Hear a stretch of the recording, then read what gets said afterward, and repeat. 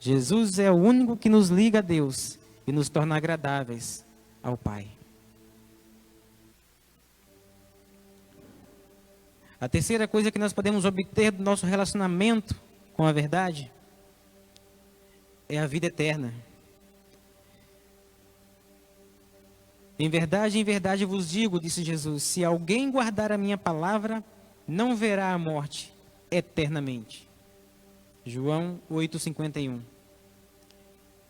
Em verdade vos digo, quem crê em mim tem a vida eterna. João 6,47. Quantas vantagens nós temos em nos relacionarmos com a verdade. Ainda podemos, ao nos relacionar com a verdade, viver o verdadeiro amor, que é o amor de Deus, que é o amor ágape.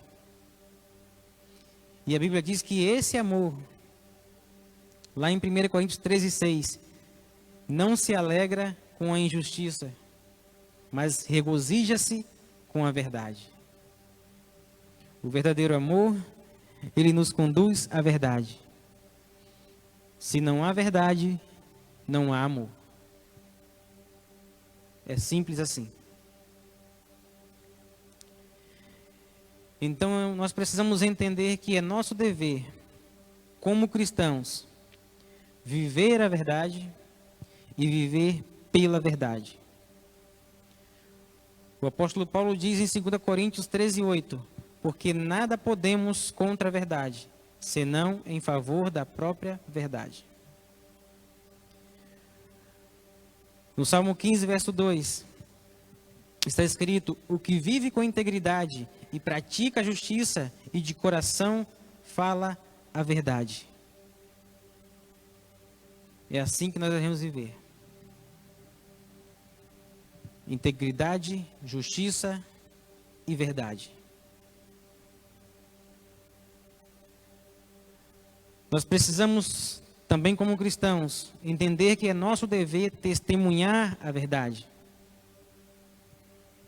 E essa não é uma tarefa fácil, ainda mais diante daquilo que eu falei no começo. Nós estamos em tempos de pós-verdade, onde a verdade é relativa aí para o mundo. Onde o que é verdade para um não é verdade para os outros. E testemunhar a verdade, falar de Jesus, da palavra de Deus, da Bíblia, nesses tempos é difícil.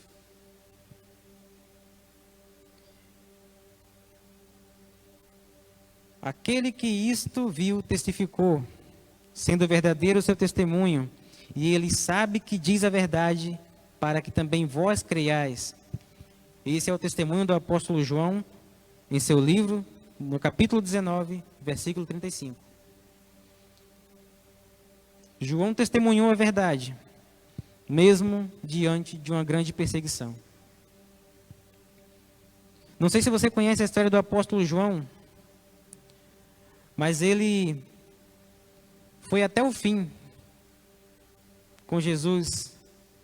E ele estava lá diante da cruz, vendo Jesus sendo crucificado, junto com Maria, mãe de Jesus. E ele estava lá diante do Senhor, viu toda aquela cena, toda aquela crucificação. E depois ele resolve escrever toda aquela história, testemunhando a verdade, mesmo correndo risco de vida. Os fariseus, os sacerdotes daquela época, eles pagaram, deram dinheiro para os soldados romanos, para que eles mentissem para o povo, dizendo que Jesus não tinha ressuscitado coisa nenhuma, que os discípulos tinham roubado o corpo dele enquanto eles estavam dormindo. João escreve sobre isso, e ele relata isso. Então eles criaram uma fake news já naquela época, sobre a ressurreição de Jesus. E João, ele foi corajoso o suficiente, mesmo sabendo que aquilo poderia custar sua vida, e ele escreveu isso. E esse relato chegou até nós, o testemunho verdadeiro, o testemunho da verdade. Tempos depois, João, ele foi preso pelo Império Romano e tentaram matá-lo de várias formas. e não conseguiram. Porque havia uma promessa sobre a vida de João, que Jesus tinha falado com ele: olha, você não vai morrer até o tempo que eu determinar. Inclusive, os discípulos começaram a achar que ele não ia morrer mais. Que ele só ia morrer quando... ele não ia morrer, na verdade, que ele ia ficar até a volta de Jesus vivo. Mas não foi isso que Jesus falou, e ele mesmo testifica isso lá no seu livro. Mas havia uma promessa que ele passaria por muitas coisas e não morreria. Porque Jesus, ele queria se revelar a ele, de uma forma especial. E tentaram matá-lo de várias formas e levam ele lá para a ilha de Patmos, como prisioneiro. E lá na ilha de Patmos, João recebe a revelação do Apocalipse. Tudo aquilo que nós temos vivenciado hoje, né? Fome, peste, guerra, mortes. João viu.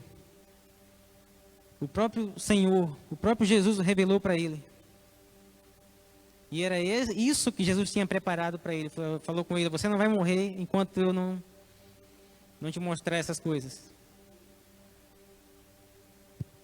E João não teve medo de escrever tudo aquilo que está escrito lá em Apocalipse. E o relato chegou até nós, porque Deus quis assim.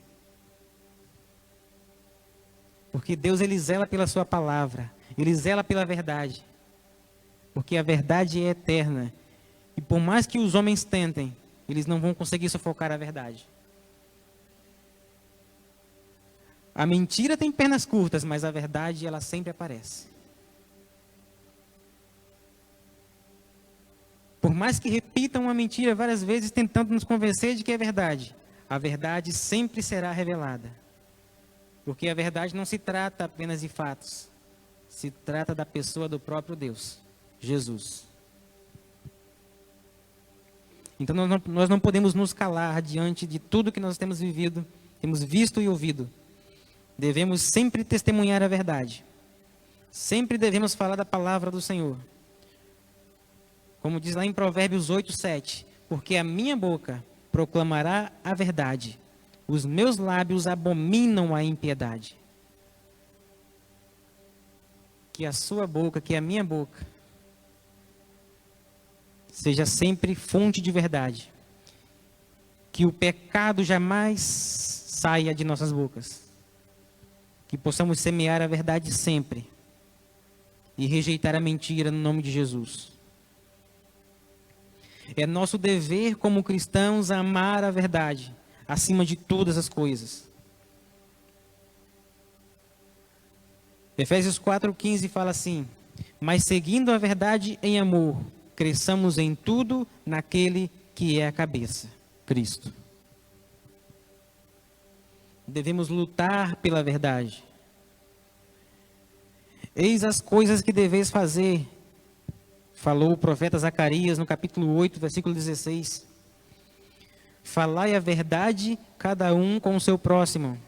Executai juízo nas vossas portas, segundo a verdade, em favor da paz.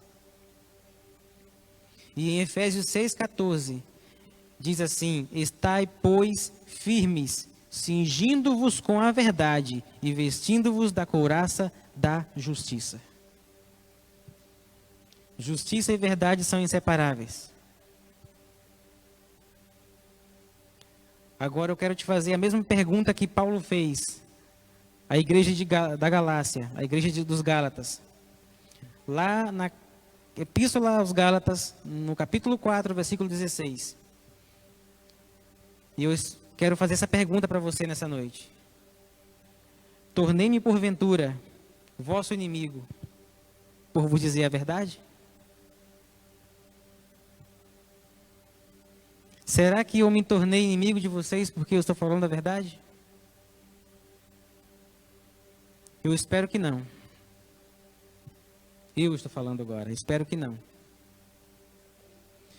Mas eu sei que quando nós abrimos a boca para falar a verdade, quando nós abrimos a boca para falar sobre o testemunho verdadeiro, sobre a palavra de Deus, sobre Jesus, nós podemos salvar vidas, mas também vamos ganhar muitos inimigos. Não é o que nós queremos, mas é o que acontece.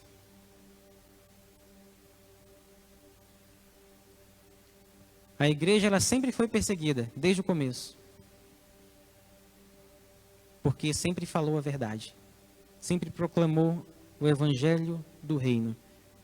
Sempre proclamou Jesus, a verdade que liberta. Então não se preocupe se você ganhar alguns inimigos pelo caminho. Mas fale a verdade.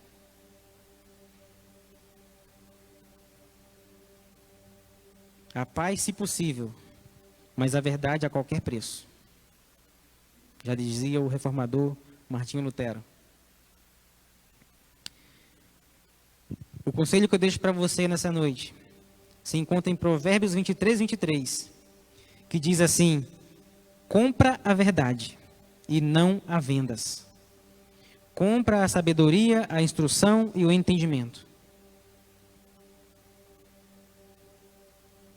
Jesus é a verdade que você pode adquirir através da fé.